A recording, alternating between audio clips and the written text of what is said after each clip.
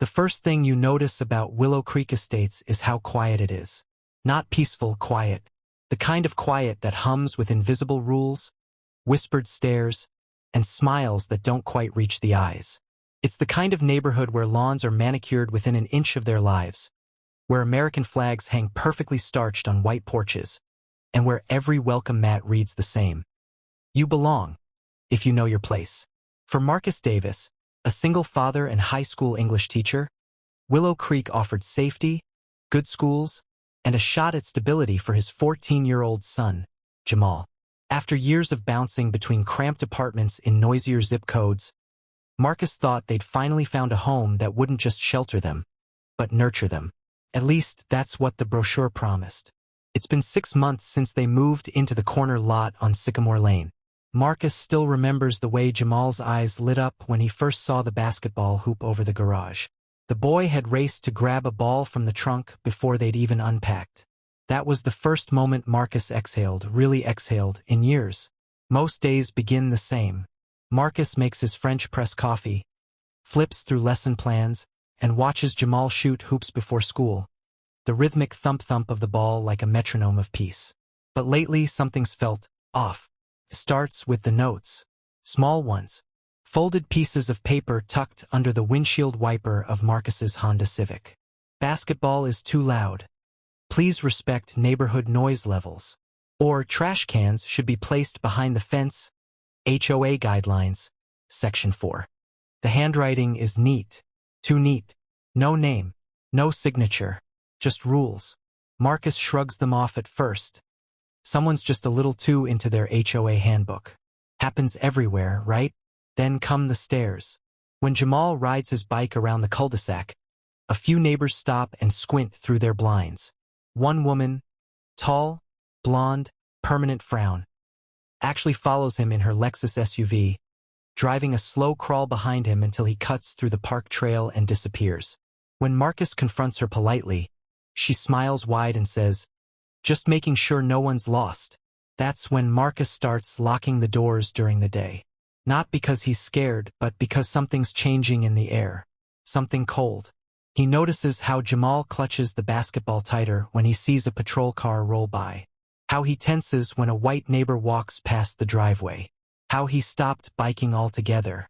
One evening, as they grill burgers in the backyard, Jamal asks, "Dad, are we really welcome here?" Marcus doesn't answer right away. The sizzle of meat on the grill fills the silence. "Of course we are," he finally says. "We belong anywhere we choose to be." But even as he says it, Marcus can't shake the feeling. Someone in Willow Creek doesn't agree. And they're just getting started. The next note isn't tucked under a windshield. It's nailed, yes, nailed, to the wooden fence beside Marcus's driveway. Unapproved modifications to property. Basketball hoops are prohibited on front-facing structures. HOA violation number 3. No signature. No letterhead. Just an accusation, bold and hostile. Marcus stares at it, fingers clenching. The basketball hoop has been there since they moved in. It's not fancy, just a simple black backboard bolted above the garage. But it's Jamal's pride. They checked the HOA documents. Nothing banned it outright. Just vague language. Structures should align with community aesthetics. Whatever that means. He pulls the nail out and tosses the paper in the trash, trying not to let it get to him. But it does. Because the next day the hoop is gone. Ripped clean off, bolts sheared. Lying in the grass like a dead limb. Jamal's face crumples when he sees it. "Did we take it down?" "No," Marcus says, jaw tightening. "We didn't." That night, he installs a Ring camera under the porch light. 2 days later, it records movement. A tall man in a reflective vest, black baseball cap, clipboard in hand. No uniform, no badge, no HOA ID. Just a smirk and a power drill. Marcus watches the footage 3 times. Who the hell is that? The next morning, he walks down the street to the HOA office, tucked beside the clubhouse. A cheerful woman at the desk tells him there's been no official complaint, no violation filed, and no maintenance requests submitted. "So no one was authorized to remove my property?" he asks. She hesitates. Well, sometimes our neighborhood safety volunteers take initiative. There are residents who help monitor community standards. Who exactly? Marcus presses. She glances toward the window, voice dropping. You might want to talk to Mr. Carver. He's involved. Marcus knows the name. Everyone does. Doug Carver. Lives 2 houses down. Drives a spotless black pickup. Waves to everyone with a smirk that never quite matches his eyes. One of the original residents. HOA founding member. Self-appointed neighborhood guardian. Marcus walks home, heart pounding. Later that evening, he and Jamal sit on the porch, watching dusk settle over Willow Creek. A breeze carries the scent of honeysuckle and fresh-cut grass. Peaceful if you don't know better. That's when Marcus spots him. Carver, standing across the street with his arms crossed, wearing that same reflective vest from the video. He's not doing anything, not saying a word, just watching. Jamal shifts uncomfortably. Why is he just standing there? Marcus doesn't answer. He watches Carver slowly raise his phone, snap a picture of their house, then walk away. No words, no warning, just a quiet message. I'm watching you. The notes were a whisper.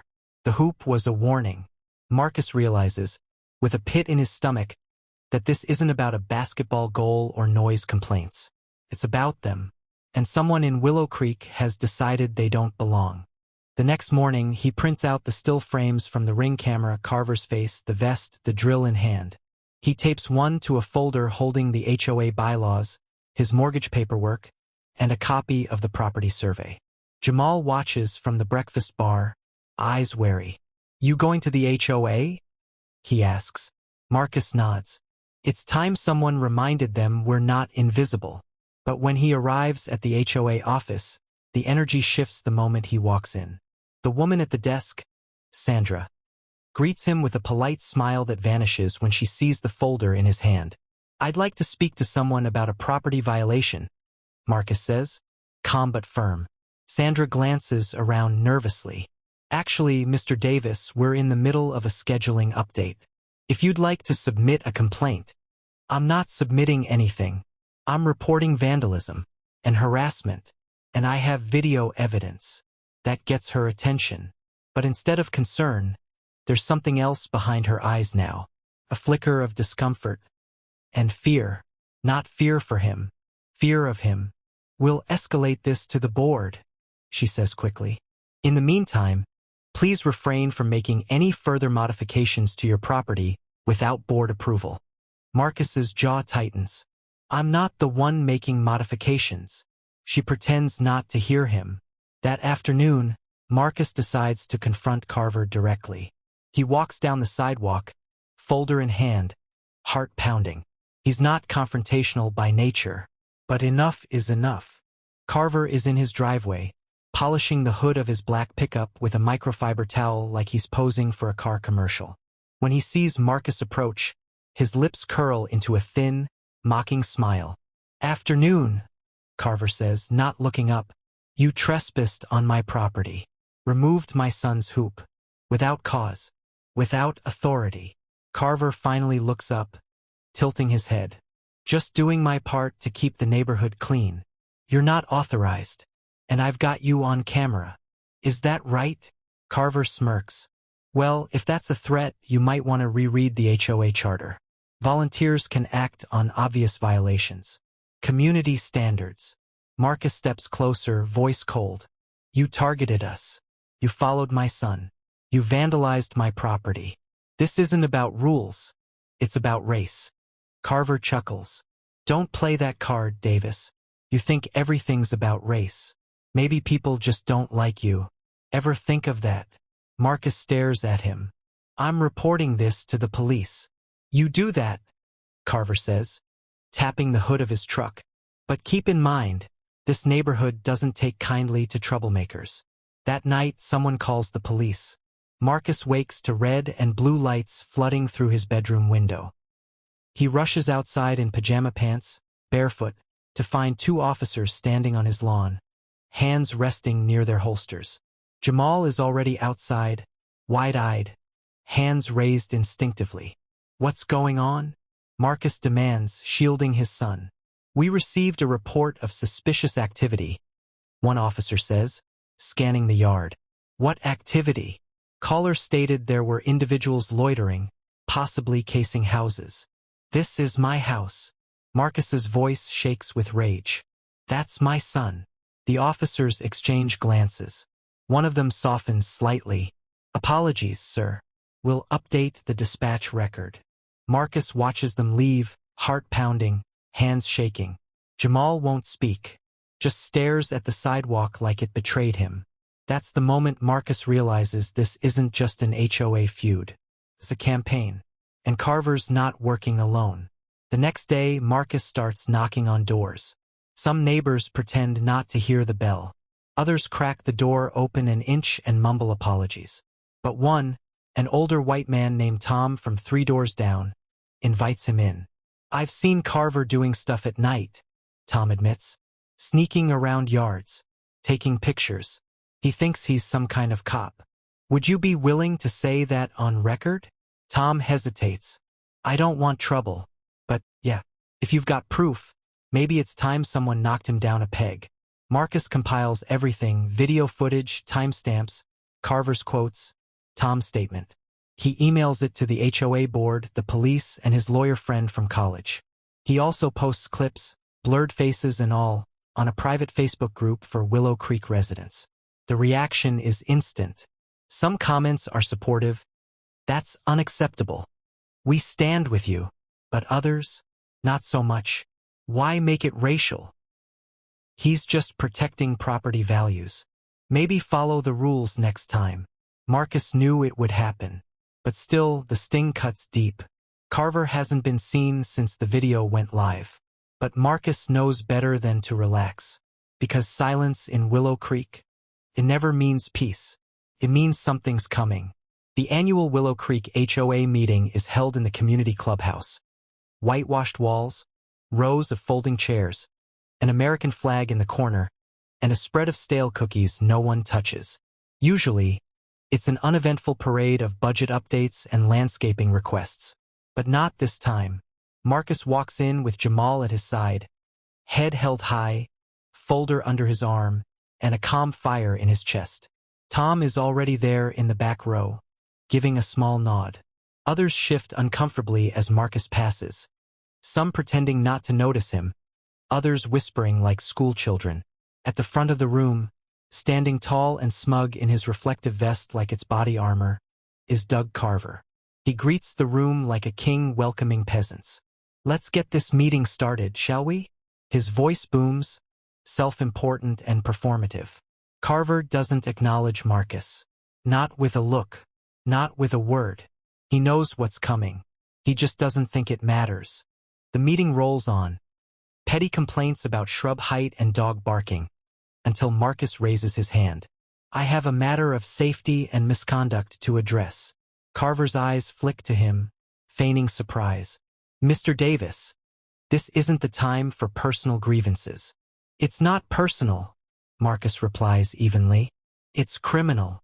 The room shifts. Air thickens. Sandra, the HOA secretary, glances nervously between them. Perhaps we should. Marcus steps forward. My property was vandalized. My son was followed. My home was targeted.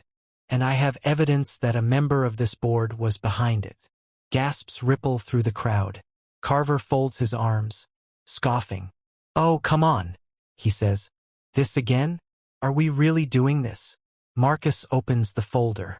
He clicks a small remote in his other hand. A screen flickers to life behind the board table. Carver hadn't even noticed the projector set up earlier. The video plays. Carver, clear as day, in a reflective vest, on Marcus's driveway, removing the basketball hoop. No badge, no authority, just entitlement. Whispers explode into murmurs. Marcus clicks again. Footage of Carver snapping photos of Jamal. Another click. Tom's video testimony, his voice steady.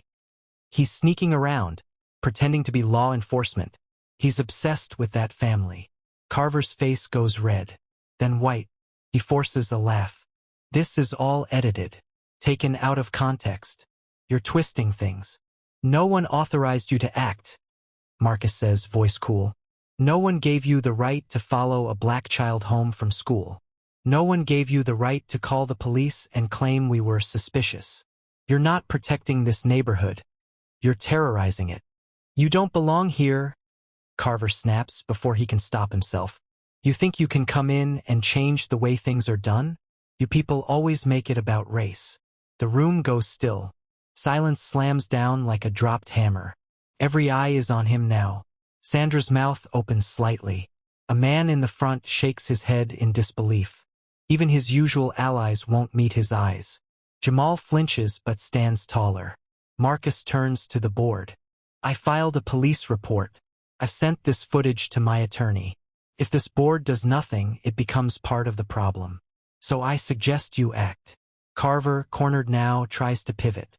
This is all for show. You just want attention. No, Marcus says calmly. I want accountability. And then the final blow. A second man steps out from the back row. Officer Bennett. Local beat cop. Not in uniform today, but recognizable. And respected. I saw the footage, he says clearly. What Mr. Carver did was harassment, plain and simple. If Mr. Davis decides to press charges, I'll personally see their process. Carver's face crumples like a cheap folding chair. The room erupts, not in chaos, but in quiet justice. Some applaud. Others murmur apologies to Marcus. A few, just a few, look shaken like the blinders finally slipped. Marcus stands still as it all unfolds, heart pounding, but steady. Carver storms out of the room, vest flapping like a white flag. He thought he'd won, thought his authority was untouchable. But entitlement is no match for truth. And now the mask has cracked. Carver doesn't show up the next day, or the day after that. The neighborhood chat groups buzz like hornets. People post grainy screenshots of the footage Marcus released, asking questions. Others dig up old complaints. Anonymous reports about missing packages, noise citations, and suspicious persons. They all seem to lead back to one common thread: Doug Carver. But still, some defend him. He's just keeping order. He's a veteran. This is a witch hunt. Marcus doesn't respond to any of it. He doesn't have to. The truth's already out there. But then, things get worse. And Carver makes one final, desperate move. It starts with a knock at Marcus's door just after midnight. Bang, bang, bang. Marcus bolts upright. Jamal yells from his room. The Ring camera chimes. Marcus grabs his phone, heart thundering, and checks the feed. Carver, pale, sweating, eyes wide like a man on the edge. Marcus steps out onto the porch, phone recording, adrenaline burning hot in his veins. You've got 30 seconds to get off my property. Carver's words spill out in a frantic mess. I didn't mean for it to go this far. I was just trying to make sure everything stayed safe. I didn't hurt anyone. It's not like I laid hands on the kid. You stalked a minor. You destroyed property. You filed a false police report. Marcus says, steady. That's more than enough. I volunteer to keep this place decent, Carver shouts, the mask cracking further. Half these people only moved here after the prices dropped. They don't understand how things used to be. There it is, Marcus says quietly. The truth. The Ring camera catches every word. Carver freezes. His eyes dart to the glowing blue ring. The recording light. The quiet witness in the doorframe. He bolts. But this time, Marcus doesn't call the HOA. He doesn't write another letter. He uploads the footage, unedited, no blurs, no censorship. To the public Willow Creek Facebook group. To Nextdoor. To the local neighborhood watch page. To his own page with the caption, "This man pulled a gun on my son. Watch what happened before that. Because there's something else. Something he's saved." The video from 2 weeks ago when Carver stood across the street, just staring. Marcus had upgraded the Ring plan, added a second camera by the garage. In that footage, barely visible in the shadows of dusk, Carver walks past the house, then doubles back. He reaches under his vest, draws a pistol, just for a second. Enough to be seen. Enough to be a threat. He never fired it. But he wanted them to know he could. And now the world knows too. By morning, the clip has gone viral. Thousands of shares. Hundreds of comments. The story picks up steam in nearby community blogs. Then a local news outlet picks it up. They show Marcus's footage on the 6 o'clock news, alongside a graphic. Neighborhood vigilante pulls gun on teen. Caught on camera. Carver's name is everywhere. So is his face. People from other towns dig through his public Facebook. They find old posts, jokes about crime and thugs, all laced with coded language and thinly veiled racism. They screenshot them, share them. The comments turn fast. This man needs to be arrested. He had a gun and was stalking a kid? Willow Creek do better. The HOA board holds an emergency meeting. This time it's live-streamed. Marcus doesn't even have to attend. Sandra, voice shaking, reads the board's official decision. Doug Carver has been permanently removed from the HOA. All volunteer roles have been suspended pending a full audit. A third-party mediator will review past complaints and HOA enforcement actions. And then, 2 days later, it finally happens. The police knock on Carver's door. This time, he's the one answering in pajama pants. He's the one blinking in the harsh light of flashing red and blue. The charges are clear. Harassment, destruction of property, filing a false report, and reckless endangerment of a minor. Neighbors watch from their windows. Phones out. Recording. Doug Carver is led away in handcuffs. His wife pleads with the officers. But no one intervenes. Not this time. Not after everything. Marcus stands by his front door, watching as the last of the lights fade from Carver's property. A for sale sign appears a week later. By then, the grass is already knee-high. The house, once pristine, is abandoned, hollow. Jamal joins him on the porch. He's really gone? Marcus nods. Yeah. And he's not coming back. Jamal leans into his father, quiet for a beat. You didn't yell or fight. You just waited and hit back smart. Marcus smiles faintly. You don't always have to shout to make noise. Justice wasn't loud this time, but it rang. The for sale sign rots in Doug Carver's lawn, half-leaning, crooked like his crumbling reputation. Nobody touches it. No one dares mow the grass. His once pristine yard, the one he fined others for not maintaining, is now a weed jungle, choked and wild. A symbol, a scar. The man who once played sheriff of Willow Creek left in disgrace, and his absence echoes louder than any of his orders ever did. Marcus walks by it every morning on his way to the mailbox. He doesn't gloat. He doesn't celebrate. But peace has a sound, a stillness. No phantom knocks at night. No suspicious cars idling by. No more anxious glances over the shoulder. Jamal rides his bike again on the street, basketball strapped to his back. Neighbors wave. Some even stop him, ask how he's doing. A few even apologize, awkwardly, genuinely. Mrs. Pelletier, the older woman who used to scowl from her hydrangeas, walks over one afternoon with a peach pie. She stands there, twisting her hands. I just wanted to say I'm sorry, Mr. Davis. I should have spoken up when I saw him following your boy. I told myself it wasn't my business, but, well, it was. Marcus nods. Thank you, ma'am. That's all he says. But that's all she needs. The HOA board is a revolving door now. New faces, open discussions. No more anonymous complaints or shady fines. They establish a diversity and inclusion task force.